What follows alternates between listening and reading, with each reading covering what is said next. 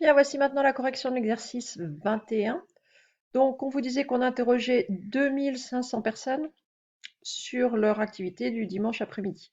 On séparait les résultats entre femmes et hommes, et puis s'ils faisaient activité sportive, culturelle ou aucune de ces deux-là.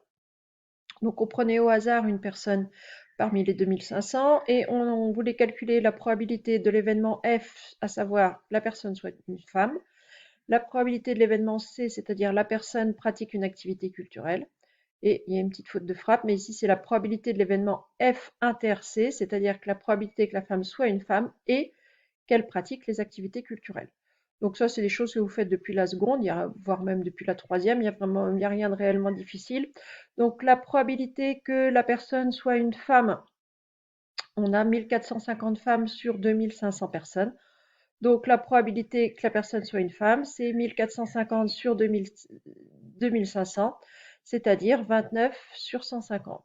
Pourquoi ça ne surligne pas?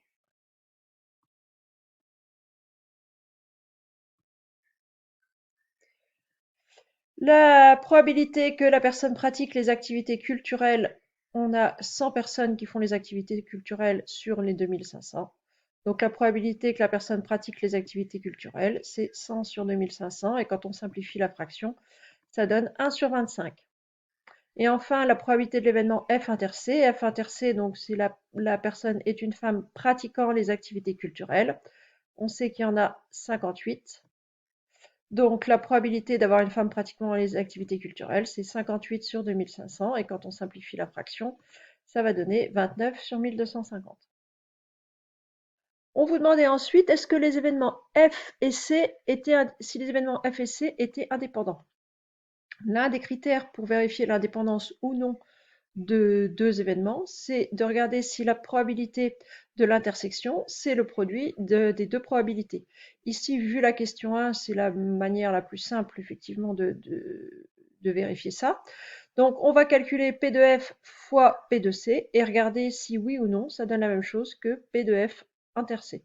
Donc là, il n'y a pas de difficulté. 29 sur 50 fois 1 sur 25, ça donne 29 sur 1250. On retrouve la probabilité de l'intersection, ce qui veut dire que F et C ici sont indépendants. Ensuite, on vous demandait de calculer la probabilité que la personne soit un homme, sachant qu'il ne pratique aucune des deux activités. Alors, j'ai donné des noms aux événements pour que ce soit plus facile à noter.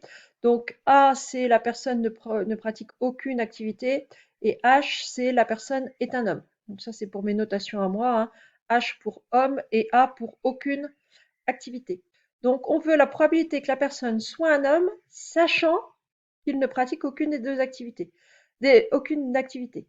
Donc, ici, ce qu'on veut, c'est une probabilité conditionnelle. C'est la probabilité que la personne soit un homme, sachant qu'elle pratique aucune activité. Donc, pour la calculer, cette probabilité-là, on va avoir besoin au préalable de la probabilité de A inter H et de la probabilité de A. Donc, je les ai calculés en premier. Donc, la probabilité de A, c'est la personne ne pratique aucune des deux activités. Quand on va voir, donc cette probabilité-là, c'est 1750 sur 2500. Quand on simplifie la fraction ici, ça nous donne 7 dixièmes. H inter A, c'est la personne est un homme et ne pratique aucune des deux activités.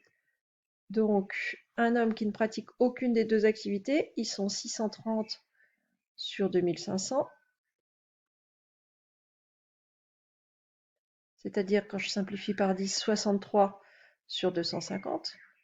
Et donc, la probabilité conditionnelle qui ici était demandée, c'est-à-dire la probabilité que la personne soit un homme, sachant qu'elle ne pratique aucune des deux activités, c'est 63 sur 250 divisé par 7 dixièmes, c'est-à-dire 9 sur 25. On pouvait aussi faire directement en prenant les effectifs du tableau, c'est-à-dire qu'on a une probabilité conditionnelle. Donc la probabilité que la personne soit un homme, sachant qu'elle ne fait aucune des deux activités, c'est 630, la probabilité d'être un homme, sur la ligne ne pratique aucune des deux activités. Donc on pouvait aussi faire directement 630 sur 1750. Ce qui ici donne bien le même résultat, à savoir 9 sur 25. Ensuite, on vous demandait est-ce que A et H sont indépendants? Alors, il y a plusieurs façons de le faire. On peut calculer P de H et puis faire comme à la question 1, c'est-à-dire P de A fois P de H pour voir si on retrouve P de H inter A. Moi, j'ai fait le choix de calculer directement P de H. Donc, la probabilité d'avoir un homme, c'est ici 1050 sur 2500. On a 1050 hommes dans notre étude. À savoir, quand on simplifie, ça donne 21 sur 50. C'est pas la même chose que P de H, sachant A qu'on vient de calculer, qui lui fait 9 sur 25. Donc ici, A et H ne sont pas indépendants. Voilà, c'est tout pour cet exercice 21.